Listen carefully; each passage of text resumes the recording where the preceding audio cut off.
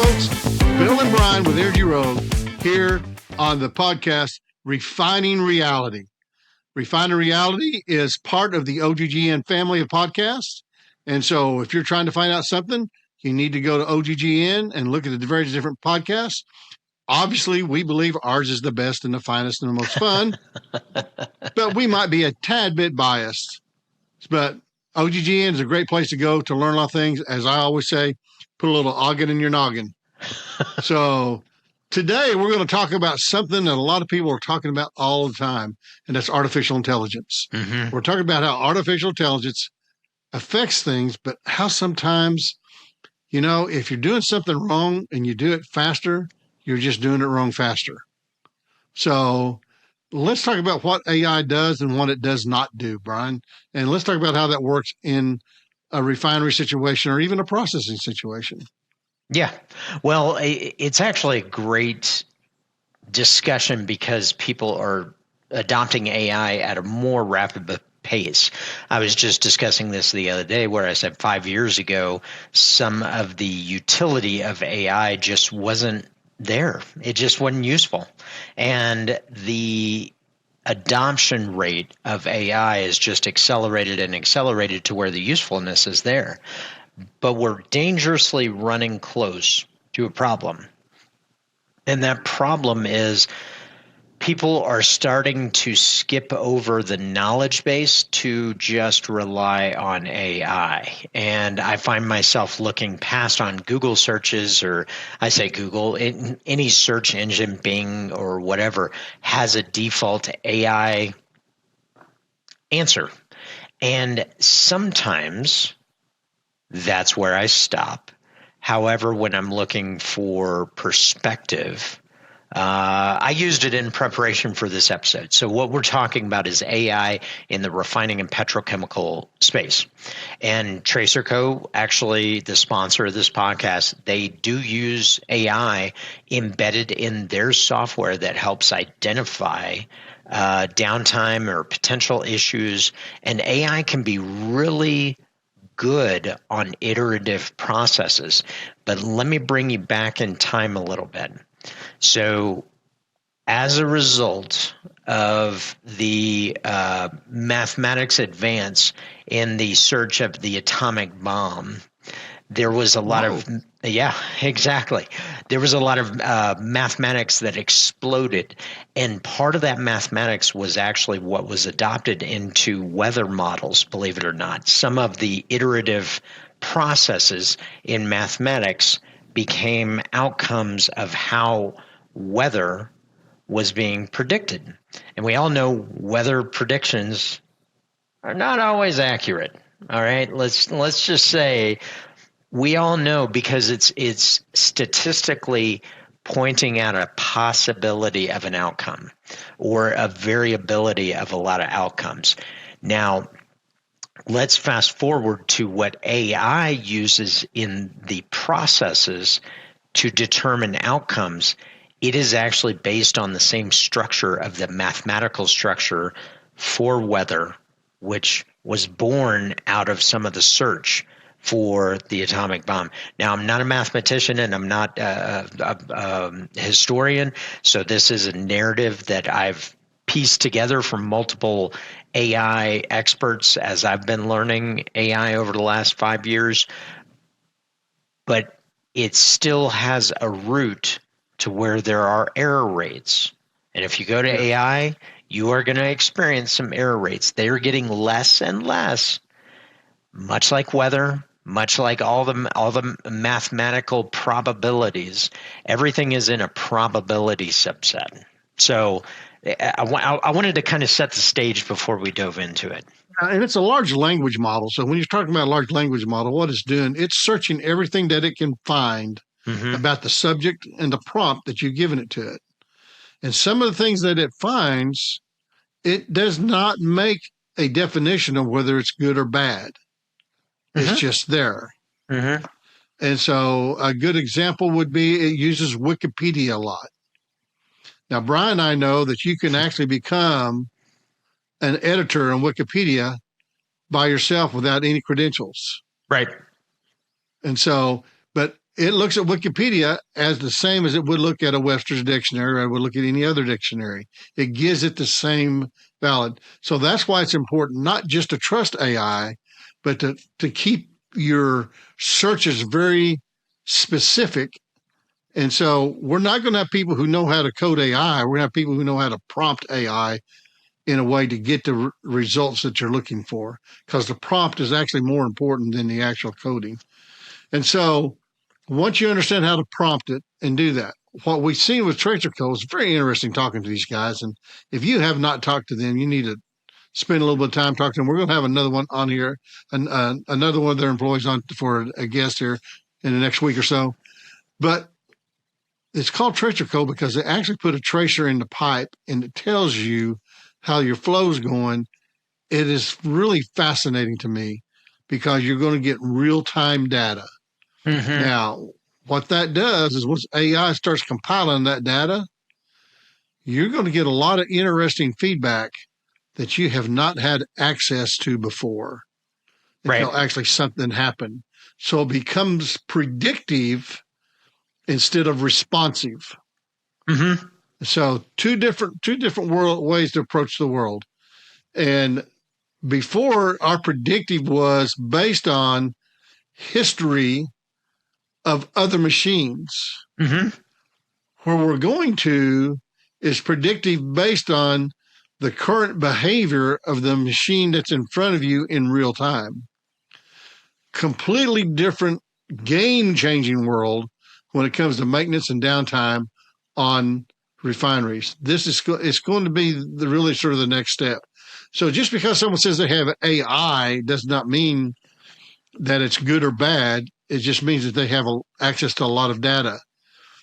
So when we started Energy Rogue, Brian, I've talked about slogans. We've always said that what we try to do with Energy Rogue is we try to take data and turn it into information, take information and turn it to a strategy, take strategy and turn it to action. Right. That's what we're trying to do here. And so when you start looking at that, you're going to see that in right now when oil is at $100 a barrel, refining margins are a little bit wide. By the way, refineries live for this every 30-year event. Mm-hmm. Yeah. The other 25 years, they're just trying to make things work. That 30-year, those 5 years where they get some good refining margins, that's what they live for. But what you see here is that now you begin to affect the bottom line. And what I mean by the bottom line, I'm talking about the net profit. And that's huge. Mm-hmm. Because you have to do it without spending. You can do it without spending capital dollars, which is really even a bigger deal. So when you start talking about AI, you need to look at it as a tool. Now, yeah, I'm with all the conspiracy theories. It may take over the world sometime here in the near future. I have no idea. But my guess is by the time it gets to that point where it takes over the world, I'm not sure they're getting such a good deal on the world. So we'll see when that happens. But what we try to do on this podcast is bring some reality into the refining world. Mm-hmm. That maybe that things, just because it's always been done that way, doesn't mean it's bad, but it doesn't mean it's good either. Right. And so what we want to see is progress, not for progress' sake, progress that brings net dollars back to the processes. And if you're part of that, and if you're a service company that's doing that, you have an opportunity to be part of a solution instead of just out there repairing the problem. Not saying repairing the problem is bad, but so. Well, and a little bit of that, and just following up on that, is that many people, when they're looking at this incremental improvement, right now, people are looking at AI as a potential improvement product. How do I improve where I am, what I'm doing, and whatnot? And AI is very simply, for anybody that has used numbers and calculations like Excel. Excel doesn't solve your problem. The formulas that you input and the math that you align in there actually solve and get to the answers that you want to do. So AI is not as simple. You ask it, solve every problem under the moon, and it's going to spit back an answer. It is going to spit back an answer, but is it going to be a quality answer? This is why it's a good tool. I view it as my smart friend. I say smart because it has a much more comprehensive knowledge base than I do. Now, to Bill's point, you have to be careful and wary because some of that knowledge base may be built upon information that may not be incredibly vetted or valuable. So with that, you've got to use it very cautiously. And that's part of the reason I am going to go ahead and speak about our sponsor, Tracer Code. They provide multiple products that help refineries and petrochemical organizations avoid downtime using AI, but using their software so that you can observe it. And this podcast is sponsored by TracerCo as a global leader in process diagnostic technologies, providing real-time measurement insights for the refining and petrochemical industry, helping you make confident decisions and optimize performance. Their technologies deliver accurate live and online data so you can benchmark operations, focus improvements where they matter most, and catch issues early before they impact production. The result? Fewer shutdowns, lower costs, and the confidence to run your plant at the full potential. Let's just use, for example, a refinery, an average refinery in the United States. Avoiding 1 day of downtime is worth over $1 million at least. In today's market, probably closer to $3 or $4 or $5 million a day. So investing in resources, processes, and tools to help you avoid downtime and optimize your performance is key. That is real key. And that $3 million comes out of net profit. So that's always harder to get back is net profit. Mm-hmm. Brian, when I look at all the things, how they named all their products, my favorite one is Phase Finder. I just think that is just such a cool name. It makes me think of Star Trek. It does. I know. I mean, it's sort of like your remote control finder. I lost my phaser. I got this phaser finder that helps me find it. Yeah. No, I don't think it's really what it does. Okay. Random fact of the day. Okay. If you watch Star Trek, you will notice at one point they had like a little handheld phaser that looked like a little wallet, and it was flat. And then at another time they had a gun-looking phaser. So I don't know when they changed, and I can't remember which one was first. But just a small change. You know why that happened, Brian? Why? Because the technology advanced. Oh, and that's exactly what we're talking with AI. This technology is advancing. So, I know you miss your old phaser, but the new phasers actuate better and has more settings. And, of course, obviously the settings are tuned to different species as well. So there you go. It's all about new technology. New technology. It's all about that. But the core thing that we wanted to bring up, and Bill referenced a pricing point. Oil's over $100. We're recording this on May 6, 2026. The markets are incredibly volatile right now. And so depending on when you're listening to this, the markets could be substantially different, either substantially higher or substantially lower, which is part of the reason. Probably the answer to that is yes. Yeah. It'll be both. Yeah. Or as I like, Bill and I have worked together for years and decades at multiple different companies. And one of my favorite was during a presentation, Bill showed the forward futures market for the next 3 years. And they asked if he knew what the forward pricing was going to be for the next 3 years. And Bill said, I know that it is 100% not that. It is exactly not. Right.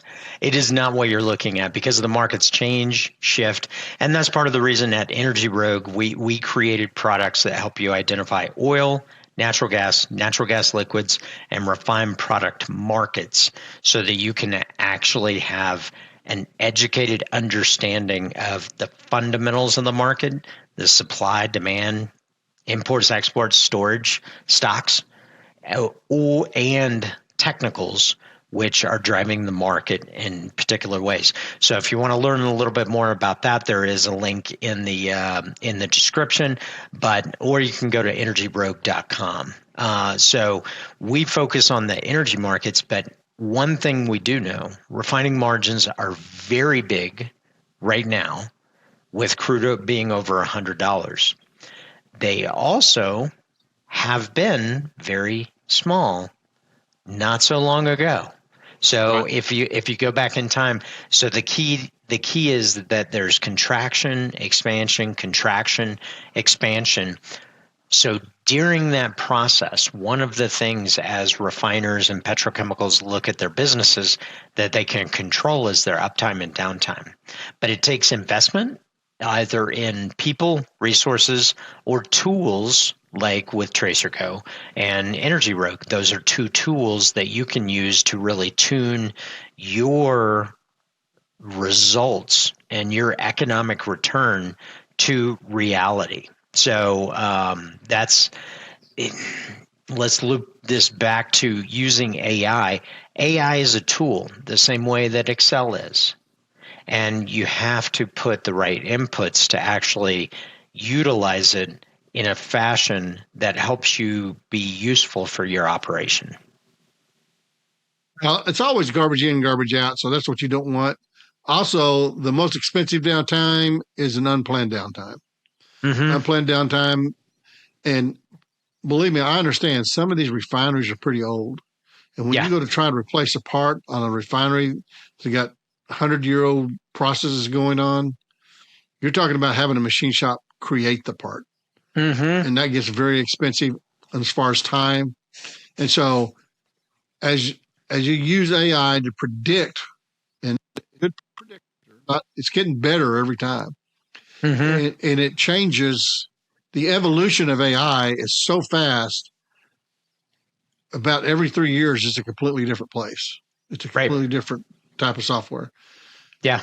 And so what you want to be able to do is predict where your downtime is going to be at so you can be prepared for it, so you can actually have a planned downtime versus an unplanned downtime and be able to replace the right parts at the right time. And also you want to be sure how your processes are working inside your refinery Mm-hmm. and making sure they're the most efficient that they can be, Right. because that's where you're going to make money is in efficiency. And then also you're going to be wanting to make sure that your refinery is creating the product that you want it to produce and not coming up with an off-spec product. Because that Mm-hmm. off-spec product, it doesn't matter what your margins are. Once you create an off-spec product, it gets discounted and you start eating into those margins again. Yep. So, and then obviously you want to have really good separation efficiency to where you get the products that you want. I mean, mainly what you're looking for is the distillates or the diesel, which is the biggest product that comes out right now. Mm-hmm. And right now it's at a high price. And so you want to be able to see that your efficiency is going good. These are all the different things that TracerCo can help you with. So just want to reach out to them and do that, but don't do it because it's just TracerCo. Reach out so that you can run your business better, provide the services that you provide to our nation, by the way, that makes us a better nation than we were yesterday. And so do that so that you can have a job in a very impactful industry and be able to help your company survive through some tough times, which will always come. Yeah. And it's just going to be that way. But right now is the time to take advantage of everything you can with these margins as wide as they are. And so take advantage of every tool that you can, and AI is one of those tools. Yep. Well, and here's a couple of things. I've got a little hit list that I'm reading off right now. So, what actually creates ROI? And this is where we'll kind of land the plane. Here's some items that you can think about for your operation or your company. Downtime cost per hour. Okay, downtime every hour makes a difference. Maintenance planning.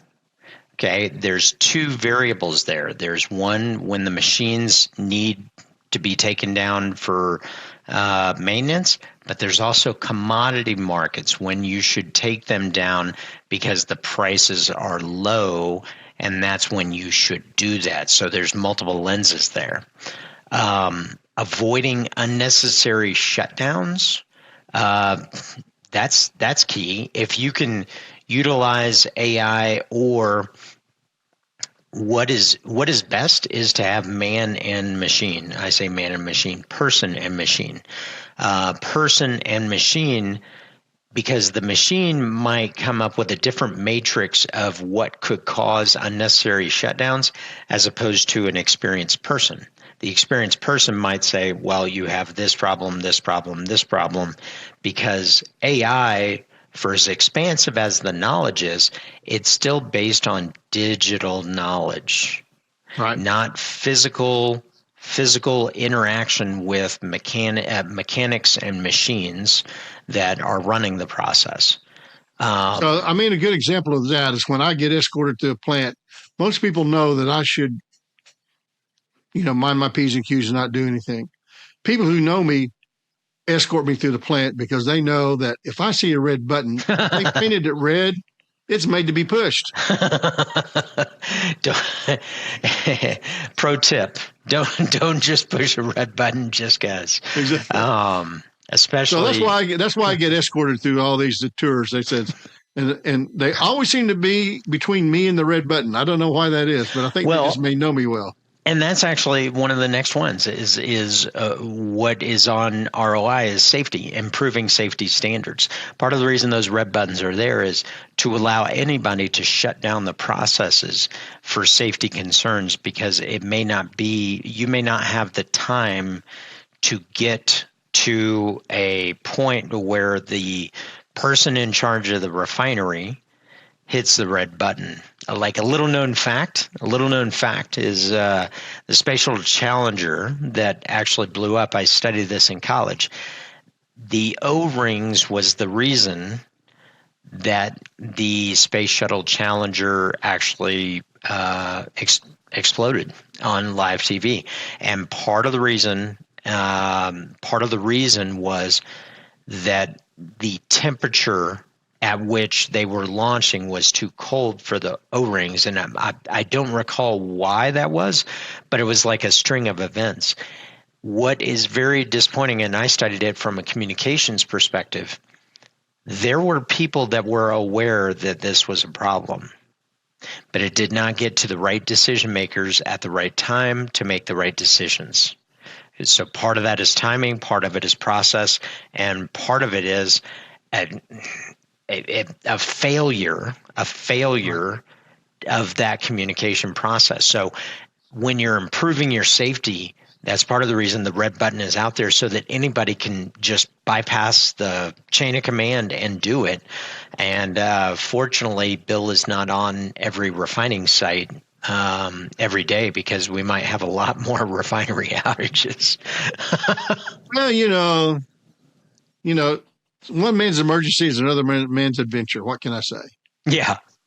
Well, listen. Let's go ahead and land the plane. So the key is AI is changing workflows. It's changing processes, and you can leverage into AI just using a large language model. You can lean into AI using products and services designed by experts who have a resident knowledge base that is extensive and deep, such as TracerCo. TracerCo has built their processes with AI, or not with AI, predated AI, but then embedded AI in there to make them that much better. So there's many more things, but don't use AI as a comprehensive solution. Always value that experience of people that have been around these processes and procedures, and use it to help see what potentially could be some outcomes, because there's amazing use cases for AI, such as if you have enough data of when a pump fails, a particular pump, if you have enough case examples of a pump, it might be able to predictively tell you, at this stage, start evaluating and running these tests. At this stage, you might want to consider replacing it. At this stage, take it down for maintenance. Not that AI is going to be right, but it's going to be able to iterate through all of that math. And back to the weather math, AI is built on the same mathematical process, but the reason AI is a great tool is it can do it so much faster than all the humans were doing it before on the weather side, because there was a lot of manual input. So that's and it kind incorporates of a lot more data than you're able to process if you're at one place, because TracerCo is a global company. Mm-hmm. So it's bringing in data from all of the other experiences it's had in that. So the idea here is to give you that advantage, what we would call a competitive advantage, to be able to keep your company running, keep your refinery running, and provide the products and services that are necessary to keep an economy going. Yep. Well, listen, folks, thanks so much. Thanks for joining. And listen, let us know, drop us a comment, let us know how we're doing, or topics that you want to hear about. We talk about this every day in and out on the markets, and we talk about it with TracerCo all the time as far as how to optimize processes for refining and petrochemical industries. So Bill and Brian with Energy Rogue, there's more information down below, and there is a link if you want to find out a little bit more about TracerCo and how it might help your refining or petrochemical process. There's a link below. So I'm Brian, and this guy is... And I'm Bill, and we have been Refining Reality. It's actually the reality of refining. We're not actually refining reality. So just so you're straight. Well, listen, folks, thanks for stopping in, and we will see you next week, and appreciate you stopping in to show. Let us know how we're doing. Would love to hear from you down below. So see you, folks. Thanks.